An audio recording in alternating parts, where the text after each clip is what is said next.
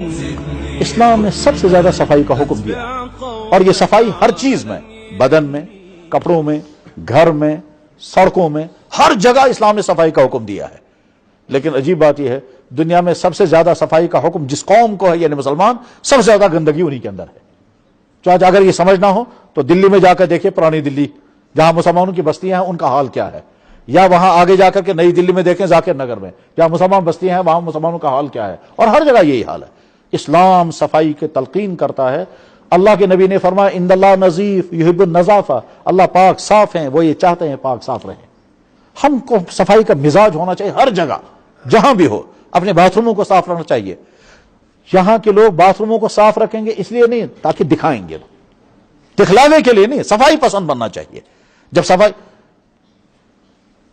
एक बहुत बड़ा आदमी है, दफ्तर का बॉस है, वहां जो बाथरूम है वो बिल्कुल गंदा, उसके घर में बाथरूम बहुत साफ है। अगर आप सफाई पसंद है तो यहां पे आपका बाथरूम बहुत साफ होना चाहिए। यहां क्यों गंदा? कहा ये गवर्नमेंट का है, जैसा हो हमको क्या है।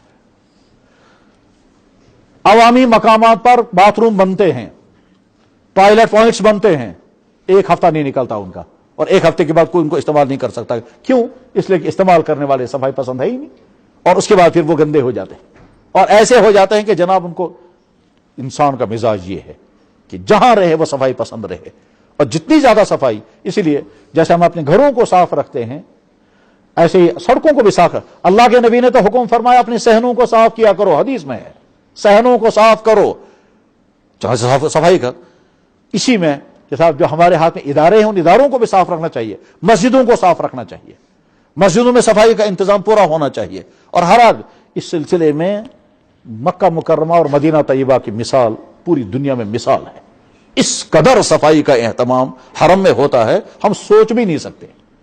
वाकईतन दुनिया की कौमें उसको सोच भी नहीं सकती जैसे सफाई का इंतजाम वो करते हैं। बिल्कुल 15 मिनट में पूरे हरम को साफ कर देते हैं, 15 मिनट के अंदर पूरे हरम को, और शानदार से शानदार केमिकल के जरिए से सफाई का एहतमाम होता है। हर चीज के लिए वहां सफाई का इंतजाम, ऐसा अजीब इंतजाम है कि शायद दुनिया की किसी कौम के पास नहीं होगा, और कर भी नहीं सकेगी कौम। कि जनाब फैनों के ऊपर जो गर्दा है उस गर्दे को साफ करने के लिए अलग से डिपार्टमेंट है। फैन के ऊपर जो गर्दा आएगा उस गर्दे को साफ करने के लिए डिपार्टमेंट अलग है। ये रेक बने हुए हैं कुरान शरीफ के लिए, इन रेकों को साफ करने के लिए अलग डिपार्टमेंट है। उनका काम सिर्फ रेकों की सफाई है। और सेकों की सफाई करने के लिए, क्योंकि वो या तो पीतल के हैं और या फिर वो तांबे के हैं, वो रेक, तो उन रेक और पीतल के तांबों को साफ करने के लिए कौन सा केमिकल इस्तेमाल करना, वो केमिकल उनके पास होगा। तो सफाई का इंतजाम होना चाहिए। अपनी मस्जिदों का सफाई बहुत बाज जगह मस्जिदों में देखा इस कदर गंद, सारा साल तक साफ नहीं करते जनाब, जो ही सजदा करते हैं वहां गर्दा नाक में चढ़ जाता है, लोगों को इन्फेक्शन हो जाता है। कितनी मस्जिदों में मैंने देखा। मुझे यही शहर में एक मस्जिद वालों से कहा इस मस्जिद में सफाई कब से नहीं हुई, तो मैं जित्रवरी हंस गई, जित्रवरी गई। अब कालीन पर जो ही सजदा करते हैं वहां गर्दा चढ़ता है, और जो जब भी सजदा लोगों ने किया उनके नाक में गर्दा चढ़ गया।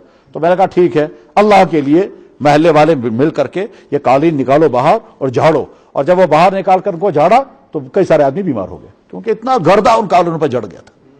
तो वो वैक्यूम किसके लिए बनाए जा रहे हैं, वो क्यों नहीं आप इस्तेमाल करते हैं? तो अपने मस्जिदों के सफाई के इंतजाम, बाथरूम हम इस्तेमाल करेंगे उस वक्त पहले जहन में रखना चाहिए मेरे बाद कोई और इसको इस्तेमाल करेगा, मैं गंदा करके नहीं छोड़ूंगा, साफ करके निकलना चाहिए। हमारा दीन तो वो कहता है वो हजरत मौलाना हुसैन मदनी नव्वरल्लाहु मरकदहू, वाक़ा लंबा हो जाएगा। बहरहाल सफाई का एहतमाम करना चाहिए। हमारा इस्लाम कहता है पाक भी रहो साफ भी रहो। पाक का मतलब नापाकी तुम्हारे बदन में न लगे, और नापाकी दो हैं, छोटा पाखाना और बड़ा पाखाना। और पाक रहो का, साफ रहो का मतलब गंदगियों से साफ रहो, कचरे से साफ रहो, अपने घरों को हर चीज को साफ रखो। इन्नल्लाह युहिब्बुल मुत्तहिरीन, अल्लाह ताला पसंद करते हैं बहुत पाकी और सफाई करने वालों को। अल्लामा इकबाल जब यूरोप गए थे तो जहां उनका मकान उनके लिए रखा गया, जहां उनको डेरा उनका रखा गया, उनके उस्ताद थे प्रोफेसर अर्नोल्ड। तो अर्नोल्ड को इकबाल ने लिखा था मेरे लिए कमरे का इंतजाम ऐसी जगह किया जाए जहां हलाल गोश्त मिलता हो, क्योंकि मैं झटके का गोश्त नहीं खाना चाहता। साथ में ऐसी जगह मेरा कमरे का इंतजाम होना चाहिए जहां मैं ठीक तरह से इस्तंजा कर सकूं। चाचा अल्लामा इकबाल लोटा लेकर के गए थे, और जिस लेडी के अपार्टमेंट में उनका वो कमरा था, वो लेडी बार बार ये लोटा लेकर तुम क्यों जाते हो, تم لوٹا لے کر کیوں جاتے ہو باتھ روم؟ تو علامہ اقبال نے ان سے کہا تھا کہ ہمارا اسلام یہ کہتا ہے کہ جب انسان ٹوائلٹ کی ضرورت پوری کرے تو اس کے بعد پانی کا یوز کرنا چاہیے۔ اس نے کہا یہ تم نے پہلی مرتبہ سنا، ہم تو صرف ٹشو استعمال کرتے ہیں۔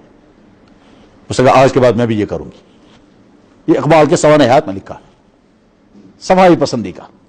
ایک دوسرے عالم نے لکھا ہے کہ آکسفورڈ کے اندر ایک بہت بڑا وہ تھا، بلڈنگ تھی، اس میں کمرے تھے۔ آکسفورڈ میں پڑھنے والے لڑکے ان کمروں کو کرائے پر لیتے تھے، اور اس بلڈنگ کے مالک ایک عورت تھی۔ وہ عورت ان لڑکوں سے کہتی تھی کہ کمرے تو ہیں تمہارے پاس کرائے کے لیے، تم کپڑے بھی دیا کرو مجھے تاکہ میں دھو کر دیا کروں گی تو اس کا پیسہ بھی مجھے ملے گا۔ تو اس میں چند مسلمان لڑکے جب اپنے کپڑے دیتے تھے تو وہ دھو کر دیتی تھی۔ ایک دن اس عورت نے ان سے پوچھا کہ تمہارے کپڑوں میں بدبو نہیں آتی، باقی جتنے لڑکے وہ کپڑے دیتے ہیں ان میں بدبو آتی ہے، تو تم دھو کر کیوں دیتے ہو مجھے؟ کیونکہ ان میں بدبو نہیں آتی ہے۔ تو لڑکوں نے کہا ہم دھو کر کیوں دیں گے آپ کو، پر تمہارے کپڑوں میں بدبو کیوں نہیں آتی؟ اس نے کہا اس لیے کہ ہم استنجا کرتے ہیں۔ انہوں نے کہا استنجا کیا ہوتا ہے؟ کہا ٹوائلٹ استعمال کرنے کے بعد پانی یوز کرنا، یہ ہمارے اسلام میں حکم ہے۔ اس نے کہا انگریزوں میں تو نہیں ہے یہ، انگریز تو صرف ٹشو استعمال کریں گے، ہاں ہاں دھوئیں گے بعد میں۔ تو غرض یہ کہ ہمارا اسلام ناخن کاٹنے کا حکم دیتا ہے، بال کاٹنے کا حکم دیتا ہے، ختنہ کرنے کا حکم دیتا ہے، غسل کرنے کا حکم دیتا ہے، یہ سارا صفائی کے لیے۔ تو صفائی پسند بننا چاہیے، اور جہاں بھی رہے انسان صفائی پسند ہی رہنا چاہیے۔